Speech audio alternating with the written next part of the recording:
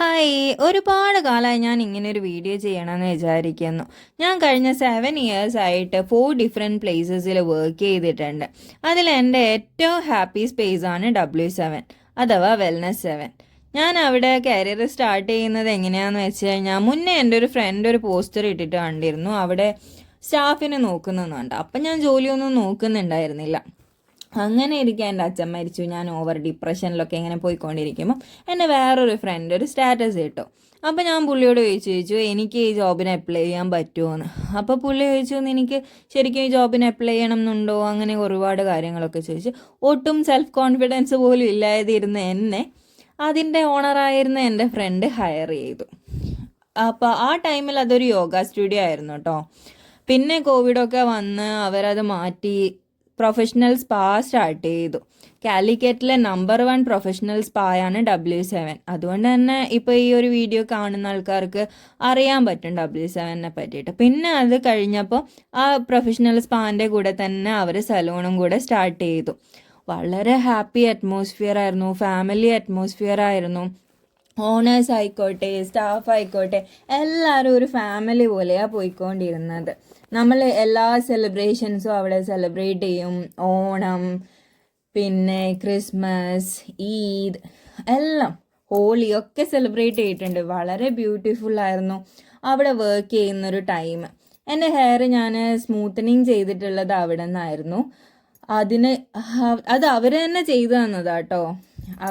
അവരുടെ ഒരു എക്സ്പെരിമെൻറ്റ് അല്ലെങ്കിൽ അവരുടെ ഒരു ഫസ്റ്റ് സ്മൂത്തനിങ് എൻ്റെ ഹെയറിലാണ് അവർ ചെയ്തിട്ടുള്ളത്. വർത്ത് ഓഫ് മണി ആണത്.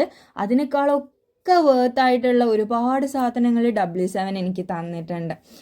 ഈ ഒരു സ്ഥാപനത്തിൻ്റെ മാനേജറായിട്ട് വരുന്ന സമയത്ത് എനിക്ക് ഭയങ്കര ലോ സെൽഫ് കോൺഫിഡൻസ് ആയിരുന്നു. അയ്യോ എന്നെക്കൊണ്ട് പറ്റുമോ.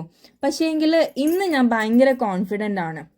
ഒരു ബിസിനസ് എൻ്റെ അടുത്ത് തന്നു കഴിഞ്ഞാൽ ഇതെങ്ങനെ മുന്നോട്ട് പോകണം, ഓക്കെ ഇതിൽ ഇങ്ങനെ ചെയ്യാം, നല്ല രീതിക്ക് അത് മാനേജ് ചെയ്യാനുള്ളൊരു കെൽപ്പ് എനിക്കായിട്ടുണ്ട്. അതാക്കി തന്നത് W7 ആണ്. എനിക്കില്ലാതെ പോയിരുന്ന സെൽഫ് കോൺഫിഡൻസ് എനിക്ക് തന്നിട്ടുള്ളത് W7 ആണ്. ഇന്നത്തെ ഞാൻ, അതായത് വളരെ സ്ട്രോങ് ആൻഡ് കോൺഫിഡൻ്റ് ആയിട്ടുള്ള എന്നെ ആക്കി തീർത്തത് W7 ആണ്. ഓരോ സ്ഥാപനത്തിൽ നിന്ന് ഇറങ്ങുമ്പോഴും എനിക്ക് ചിലപ്പോൾ ഫെയർവെല്ലൊക്കെ തരും. പക്ഷെ ഞാൻ W7 ഫെയർവെൽ വന്നപ്പം ഒരുപാട് കരഞ്ഞു കേട്ടോ. ഒരു സ്ഥാപനത്തിൽ നിന്ന് ഇറങ്ങുന്ന സമയത്ത് ആദ്യമായിട്ടായിരിക്കും ഞാൻ അത്രയും കരയുന്നത്. കാരണം അത്രയും സങ്കടമായിരുന്നു അന്ന് അവിടെ നിന്ന് ഇറങ്ങുമ്പോൾ. എന്തിനാ ഇറങ്ങിയെന്ന് ചോദിച്ചു കഴിഞ്ഞാൽ നിങ്ങൾക്ക് ഇറങ്ങാതിരുന്നാൽ പോരായിരുന്നോ, അങ്ങനെയൊക്കെ ഉണ്ട്. പക്ഷേങ്കിൽ എൻ്റെ ആക്ടിങ്ങും മോഡലിങ്ങും ഒക്കെ കൊണ്ടുപോകേണ്ടിക്കില്ല. ഞാൻ അവിടെ വർക്ക് ചെയ്തുകൊണ്ടിരുന്നു കഴിഞ്ഞാൽ ഞാൻ ബാക്കി എൻ്റെ ആക്ടിങ്ങും പാഷനും ഒക്കെ ഉപേക്ഷിക്കും, വർക്കിലേക്ക് കോൺസെൻട്രേറ്റ് ചെയ്യും. കാരണം എനിക്ക് അവർ അത്രയും തന്നിട്ടുണ്ട്, അവർക്ക് എന്തെങ്കിലുമൊക്കെ തിരിച്ചു കൊടുക്കണം എന്നുള്ളതുകൊണ്ട്.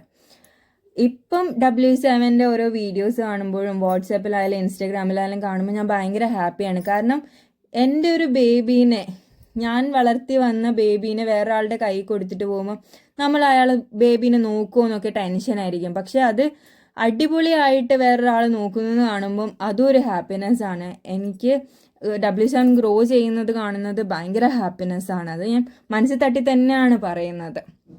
അവരെൻ്റെ അടുത്ത്, അതിൻ്റെ ഒരു ഓണർ എൻ്റെ അടുത്ത് ചോദിച്ചു നിങ്ങൾക്ക് സ്വന്തമായിട്ട് ബിസിനസ് സ്റ്റാർട്ട് ചെയ്തോട്ടെ, ഞങ്ങൾക്ക് ഹെൽപ്പ് ചെയ്യാമെന്നൊക്കെ. പക്ഷെ എനിക്ക് ബിസിനസ്സിലൊന്നും വലിയ ഇൻട്രസ്റ്റ് ഇല്ലാത്തതുകൊണ്ട് ഇപ്പോൾ കറൻ്റ്ലി ഞാനതൊന്നും സ്റ്റാർട്ട് ചെയ്യുന്നില്ല.